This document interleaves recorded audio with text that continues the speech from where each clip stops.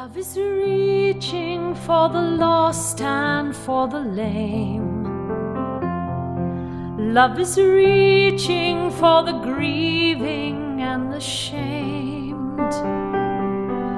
Stretched across all time and story, calling us to come. All the burdened and the broken find their healing in the sun.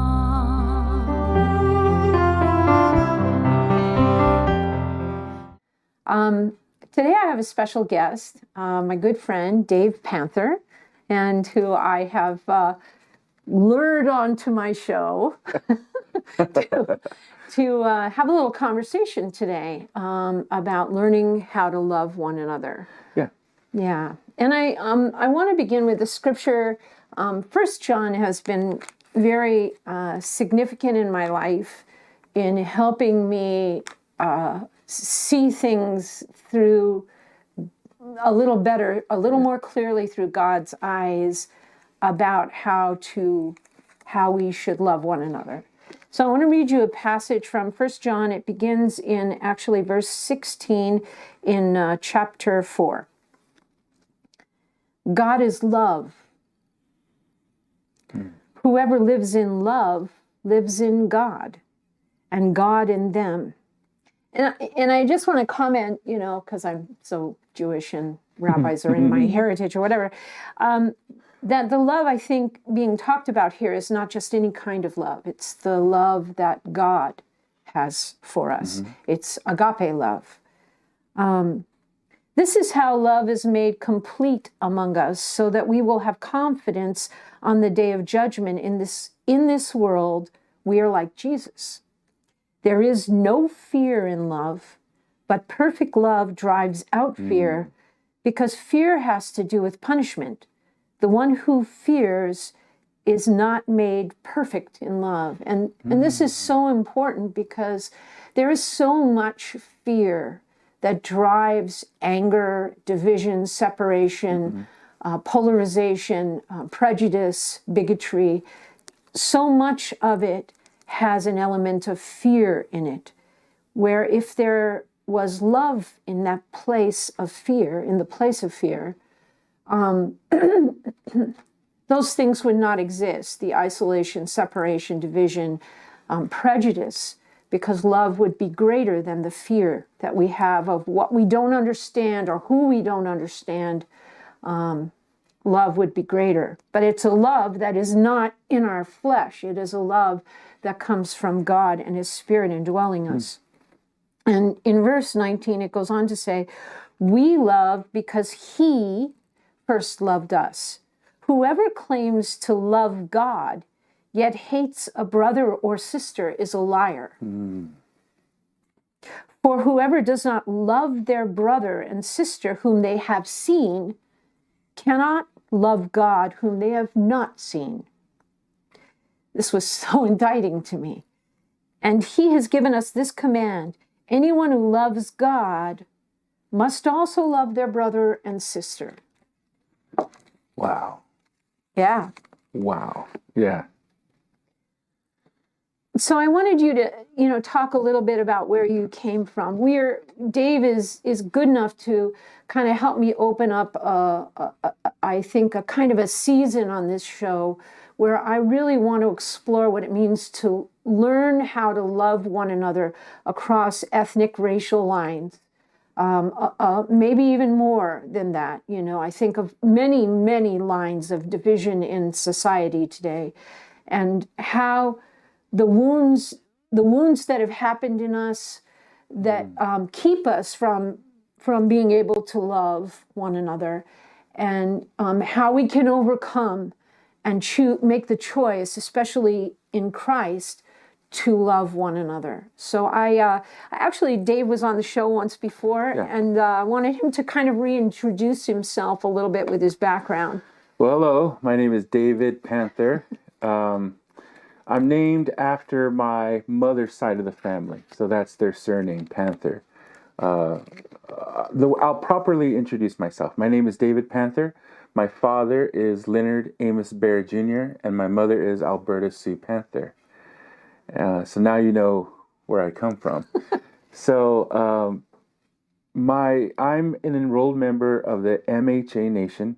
I'm enrolled in my paternal grandmother's side, so my father's mother, Okay. and that's out of North Dakota. So I'm an enrolled member. Both my parents are Native American, and they were brought out here in the 50s through a program called the Native American Relocation Act, not removal. That was a long time ago. That's a whole different story. But so it was a relocation act. So they were brought out here to California. My mother from Oklahoma, her family, and my father from Montana. Now, was that by choice? Did they have choice in that? Yeah, Okay. yeah. I'm just it was, curious. after the war, Okay. my grandfathers had wanted to pursue different jobs and things. They Okay. got jobs in the automotive industry, and that was the option for anybody looking for that type of employment. California was the place to go. They offered other cities like Chicago if you wanted, whatever trade that was there. So California just happened to be the automotive. So that's how we ended up here, and that's how my parents met. Communities find communities. Native Americans Okay. find Right. Native Americans, Very good. and they want to be connected in community. And so that's how my parents met. Okay. And so my father chose to enroll me in his mother's tribe, Which is? the MHA Nation. Here's the long version: the 3 affiliated tribes of the Mandan, Hidatsa, and Arikara out of Fort Berthold, North Dakota. Wow. Yeah. That is the long version. Yeah, that is the long version. Yeah. And so, growing up here, I was surrounded by mostly my family, cousins, uncles, aunts, and their children. We all grew up together. So my close friends were family, were cousins. Okay. And, and then as we got older, we started to develop other friendships, And, this is probably in the late 70s, early 80s when we started to branch out and have different friends. And my friends happened to be, Latino. How old were you at that time? Just, So let's say in junior high, right? Being like, let's say 13, 12, 13, I met my best friend who was like a brother. Okay. And he's Mexican American. And what I started to find was there's commonalities with us. There's Right. different things. Just to share a little bit, I had a father who was an alcoholic. Right. And and you find commonalities with your friends, and you start to see, oh, we're alike, or or different things. I have aunts and uncles. You have aunts and uncles, or these people are in your home, and those people are in your home, and then you start to see that there's commonalities there, and then you start to see, and what's even more strange. You find commonality even in wounding. Right.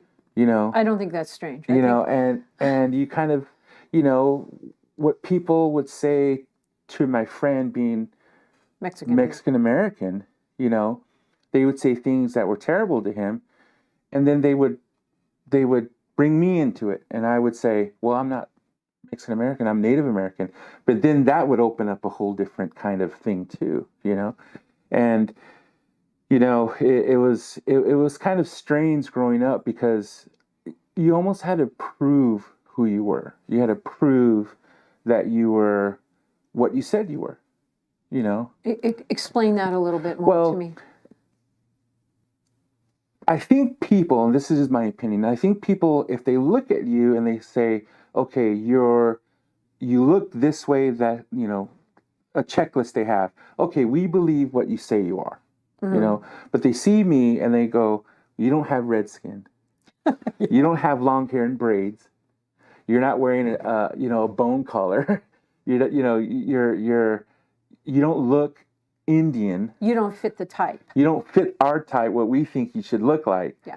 So therefore, are you really Indian? Are you really Native American? And I'm going to use that term, Native American Indian, because I'm still, it's hard for me to let go of that term Indian still, but... Do you think that term Indian at this point is a pejorative term, a negative term? Honestly, I think for the younger generation, It is. I think for a lot of us in the older generation, we're kind of used to it by now. And we know we're not from India, you know, but there's this kind of adoption of the name that, oh, that's who we are.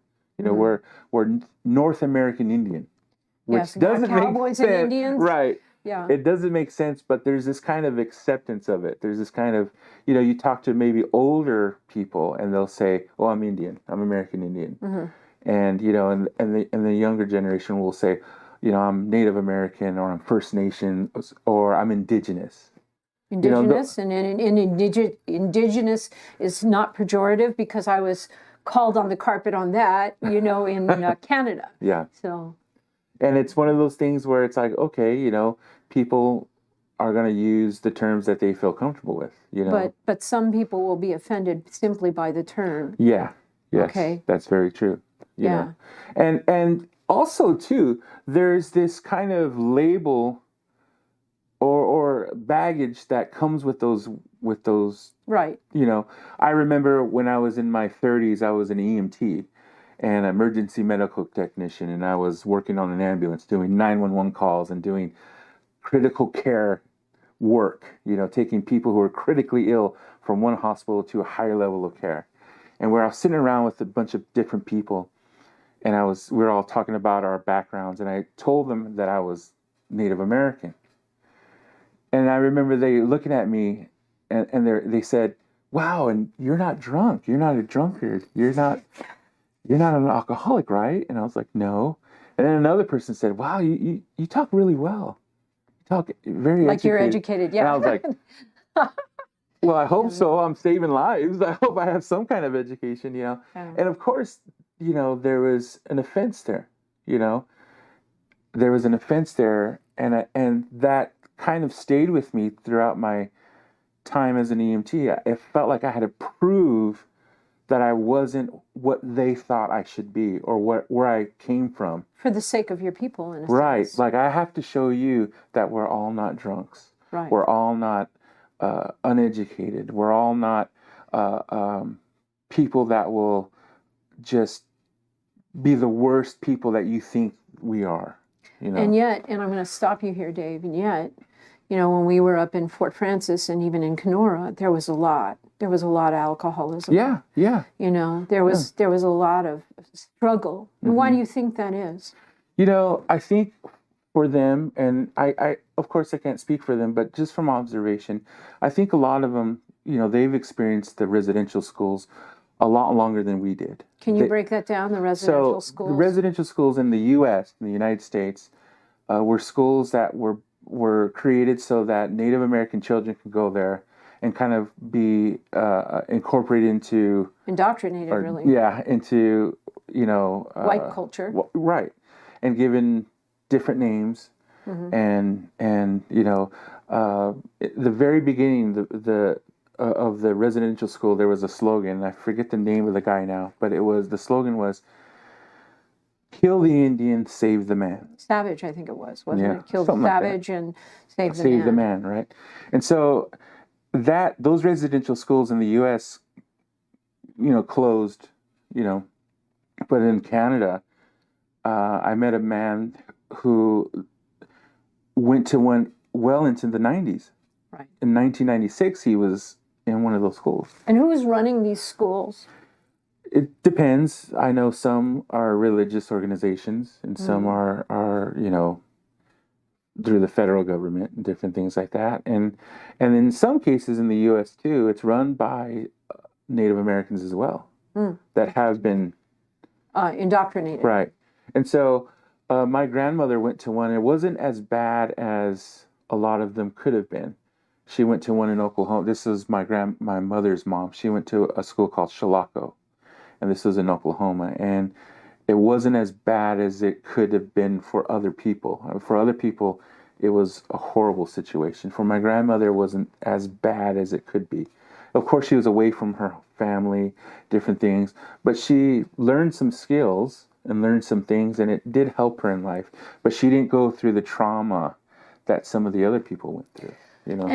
And was this something that the Native Americans or the First Nations people could choose to participate in? No, or you know, my grandmother gave us examples of how there was kids that were kidnapped. You know, one time she went and took her. I can't remember if it was her her nephew or her cousin. He was younger than her. She took him into town to Your grandmother took him into town. Into town. She was like, I think she was like 12 years old. She was very young. He was even younger, like 5 or 6. And they paid for, her parents paid for a place for her to stay in town while he was going to go to the hospital.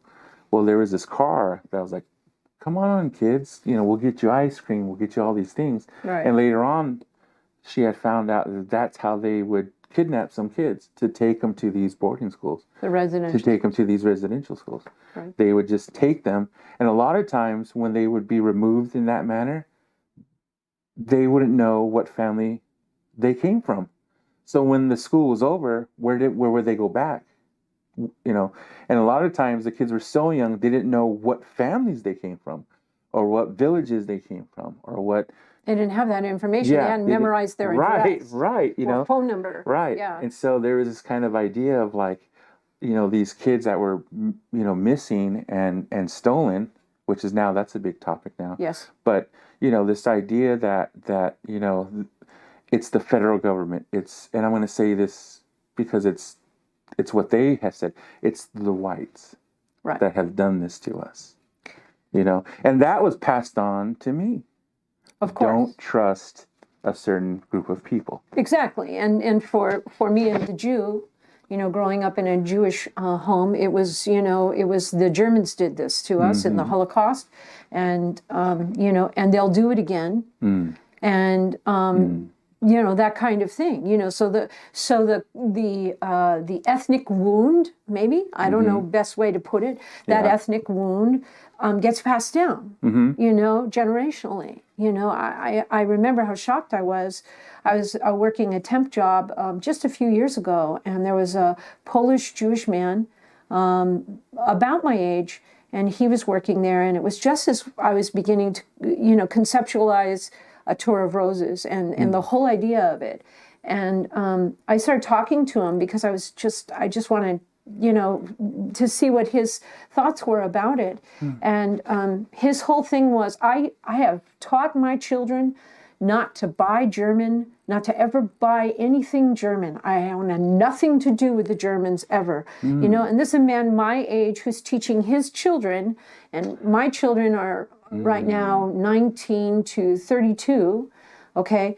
He's teaching the next generation to despise all Germans for what happened in the Holocaust. And so the wound continues. Yeah. And... Yeah, and that wound, we want to be justified in our woundness. Well, you want justice. We want justice. Yeah. And we want our justice. And we want our wound to be acknowledged as well. Well, they did this to us. And can't you see they did this to us? That's right. And this is their fault. And one of the things I find interesting is these comments that hurt me, when I was an EMT, were from the people that I was taught to not trust. Right. Well, so it reinforces that. Yes, it reinforces that. And so you think, well, this must be right. Right. This must be true and right. Right. And what is your reaction to this? You told me a story, and I'd like you to share that just briefly about the doctor that you went to recently. I mean, however recently. Well, yeah. So I was going to an orthopedist to see about my knee, and so I walked into the office. I had made some conversation with the receptionist and the staff behind the counter, and I explained to them, who I was, where my last name came from. I talk a lot, so I was giving them probably way too much information. But they seemed interested, told them I was Native American and different things. So I sat back down, and my doctor walks in, but he's like behind me, right? And he doesn't see I'm sitting there. And this lady walks in, and he starts talking about boats and all these kind of things that wealthy people have. And he goes, and he asks her, how's your husband's fishing? And she told him. He goes, well, I have a fishing joke for you. So he takes this long story about Lewis and Clark and different things and whatever. And the punchline, which wasn't funny to me, was they were afraid to go through the village because they thought, what can we trade with them? Can we trade our fish with them? They were afraid to go through the Native American village, right? Lewis and Clark and his group. Yeah. And whoever said, no, let's not trade fish with them. I know what they want. And the lady said, well, what did they want? And he said, well, he gave them the dogs because they eat dogs. Right. And all the time you said the entire time the receptionist or right, she's freaking out. She's behind the counter and she's like, no, and then even the male receptionist, he's like trying to interrupt. Oh, there's, and he's making all, trying to interject, but the doctor was determined to get this punchline out. So after he said his punchline, I stood up, and I'm 6'6", and I go, I'm Native American, and we don't eat dogs. And the look on his face, the color left his body, and the nurse walked out, and I sat back down, and he called me into his office, and he apologized profusely. But to be honest with you, I was so hurt. Exactly. I thought, you said something against my family, against my father's people, because, the Missouri River goes right through his reservation, and that's the route right. Lewis and Clark took. Right. And I thought, how dare you? So immediately I thought, I'm going to separate myself from this person. Right. And so I ended up calling my insurance and asking for another doctor and telling them why, and it was because he made an offensive joke. And I'll be honest, in my heart, I thought, I want to tell on him. I want to make sure that I get my justice for this. Right. Eye for an eye. Right. Very Jewish of you, Coming Dave. under the law, going an eye for an eye. Okay. So, so we get the idea. I mean, this is our flesh. This is our heart. This is like, that's not fair. You don't even know me. And how can you say that? All these things that rise up in us, the wounds of our people, whatever those wounds are, But we are believers in Jesus, who is the Christ, the Mashiach, the Messiah.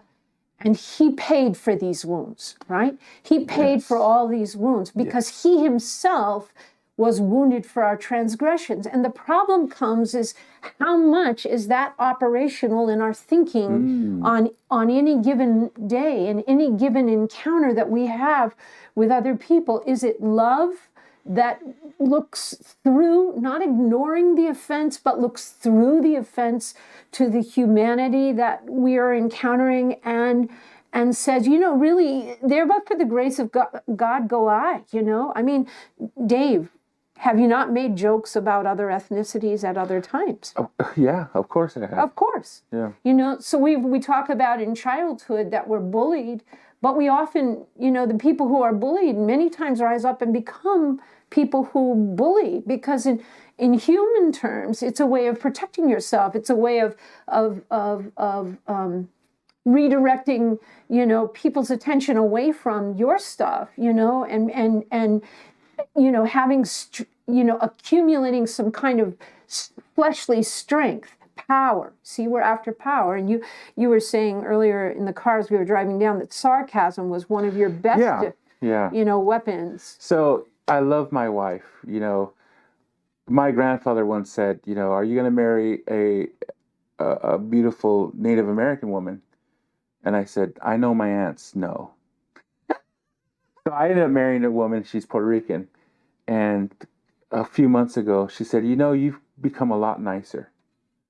And that cut my heart. And I thought, wow, yeah, I used to be very sarcastic.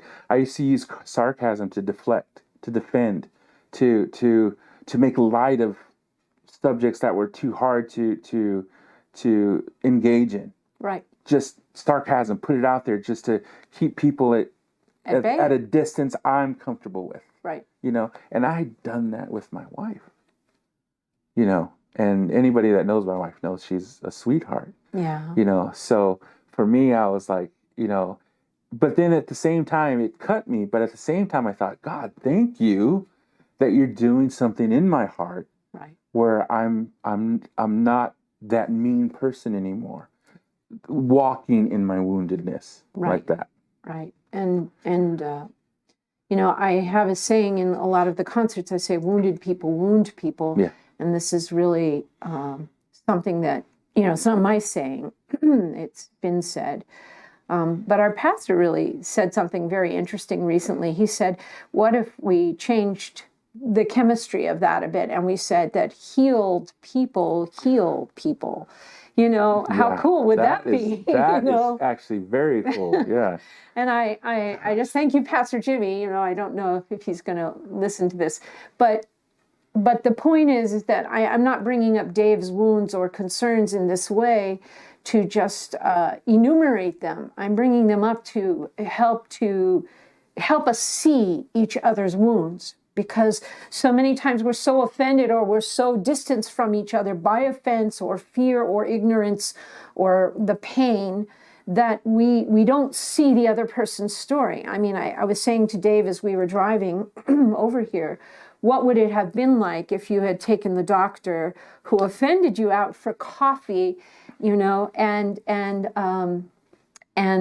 begin to talk to him, you know, as opposed to I'm going to get mine, you know, at this guy. And this I feel is so important for us to think about, consider, and reevaluate how we connect with people who are different than us. Yeah. And sometimes we're afraid because they're like an unknown to us, because we're very comfortable in what is familiar to us. And that's a natural thing. That's a human thing.